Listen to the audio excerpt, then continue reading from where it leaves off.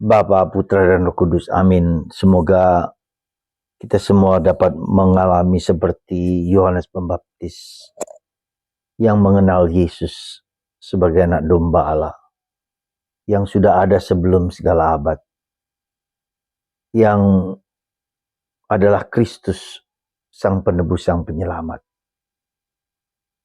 Bantu kami ya Bapa, supaya kami semakin mengenal Yesus sebagai juru selamat, sebagai penebus, sebagai pribadi yang kita lihat, kita alami sebagai pribadi yang sungguh adalah Tuhan, penyelamat dan penebus.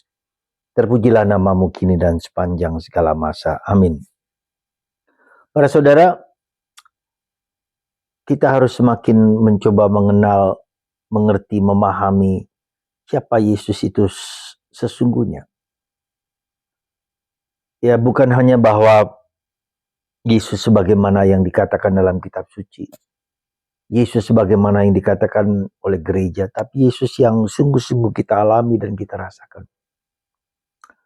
Para saudara, beberapa hari yang lalu seorang teman yang mengalami pengalaman yang cukup membuka mata hatinya. Ya. Kenapa saya katakan demikian? Dia masuk rumah sakit sampai berkali-kali, 3-4 kali operasi yang bukan operasi kecil tapi operasi besar. Dia mengalami rasa sakit yang luar biasa. Dan dia mengatakan hampir-hampir dia menjadi ateis sampai tidak percaya kepada Tuhan lagi. Saya bisa mengerti dan saya bisa memahami bahwa operasi besar yang dia alami membuat dia seperti tidak mudah percaya pada Tuhan. Saya ingatkan kembali akan pengalaman Santa Teresa dari kanak-kanak Yesus. Ketika dia menderita sakit TBC yang pada waktu itu belum ada obatnya.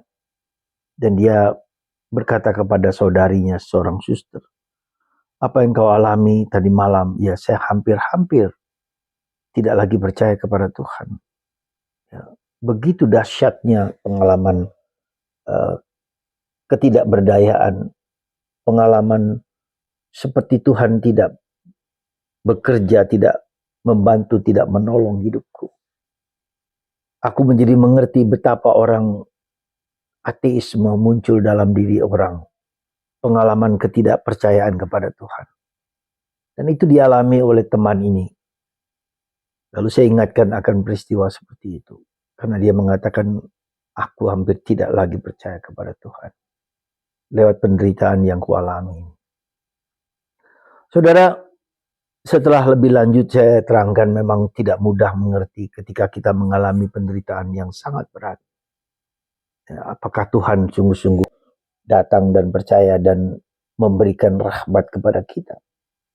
Itulah pengalaman ketidakhadiran Tuhan. Ya, pengalaman ketidakberdayaan Tuhan. Dan itu terus kita berubah.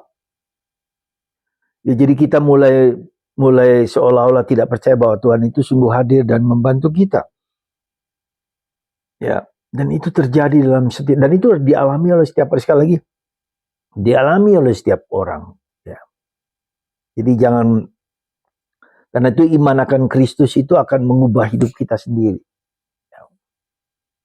Pengalaman akan Kristus itu harus kita alami sendiri, bahwa Yesus seringkali juga tidak kita sadari sebagai Tuhan yang hadir, tidak selalu. Ya.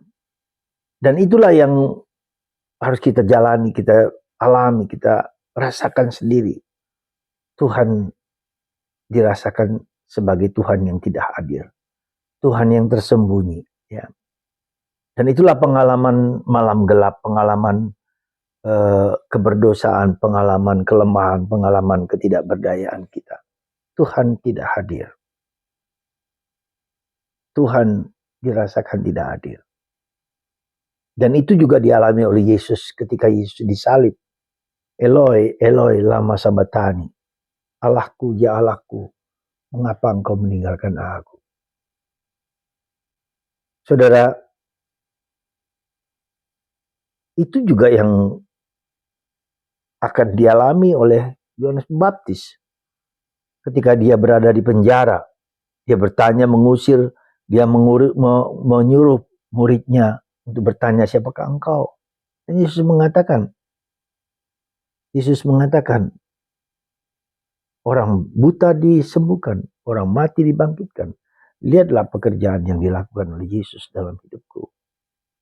Saudara, semoga kita semua hari ini terus dibaharui iman kita akan Yesus, ya, yang kita alami secara pribadi, ya, supaya kita tahu bahwa lewat pekerjaan Yesus kita menjadi mengerti siapakah Yesus bagiku.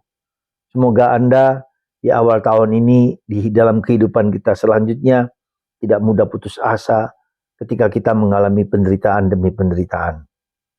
Tuhan membaharui iman kita lewat kegelapan, lewat ketidakberdayaan yang kita alami dari waktu ke waktu.